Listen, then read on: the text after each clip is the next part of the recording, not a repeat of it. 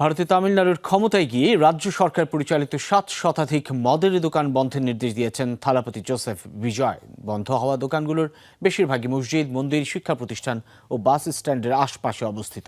Tamil Nadu street marketing corporation বা TASMA কে পরিচালিত খুচরো মদের দোকানগুলো অন্যত্র সরিয়ে নেওয়ার নির্দেশনা দেওয়া হয়েছে। বলা হয়েছে, ধর্মীয় প্রতিষ্ঠান, স্কুল, কলেজ ও বাস স্ট্যান্ডের 50 মিটারের মধ্যে কোনো মদের দোকান রাখা যাবে না।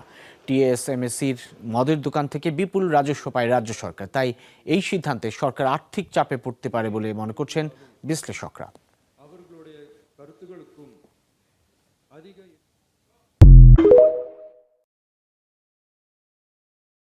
ভারতে তামিলনাড়ুর ক্ষমতায় গিয়ে রাজ্য সরকার পরিচালিত 7 শতাধিক মদের দোকান বন্ধের নির্দেশ দিয়েছেন থালাপতি জোসেফ বিজয়। বন্ধ হওয়া দোকানগুলোর বেশিরভাগই মসজিদ, মন্দির, শিক্ষা প্রতিষ্ঠান ও বাস স্ট্যান্ডের আশপাশে অবস্থিত।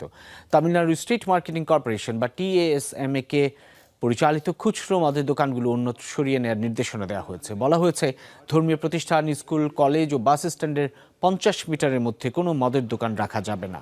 TASMACর মদের দোকান থেকে বিপুল রাজস্ব পায় রাজ্য সরকার। তাই ভারতে তামিলনাড়ুর ক্ষমতায় গিয়ে রাজ্য সরকার পরিচালিত 7 শতাধিক মদের দোকান বন্ধের নির্দেশ দিয়েছেন থালাপতি জোসেফ বিজয়। বন্ধ হওয়া দোকানগুলোর বেশিরভাগই মসজিদ, মন্দির, শিক্ষা প্রতিষ্ঠান ও বাস স্ট্যান্ডের আশপাশে অবস্থিত।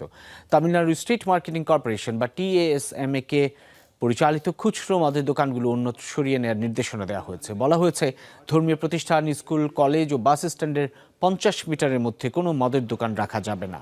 TASMACর মদের দোকান থেকে বিপুল রাজস্ব পায় রাজ্য সরকার।